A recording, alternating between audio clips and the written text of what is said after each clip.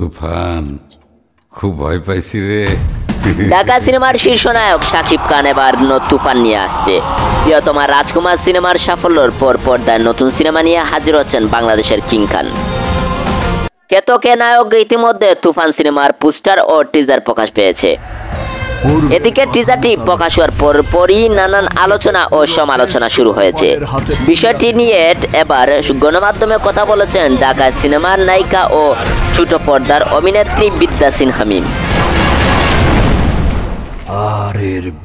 তুফান সিনেমার টিজার প্রকাশের পরপরই শুরু হয়েছে সামাজিক যোগাযোগের মাধ্যমে তুফান ঝড়। ভক্তদের মনে তৈরি হয়েছে নানান প্রশ্ন। তুফান সিনেমার শাকিব খানের বিপরীতে ভিলেন হিসেবে কে থাকবেন? ভক্তরা অনেকেই বলছেন সিনেমার তুফান বিপরীতে ভিলেন হিসেবে থাকবেন আফরান নিশু। আবার কেউ কেউ বলেছেন তুফান সিনেমার ভিলেন হিসেবে থাকবেন কলকাতার যিশু সিংগুপ্ত।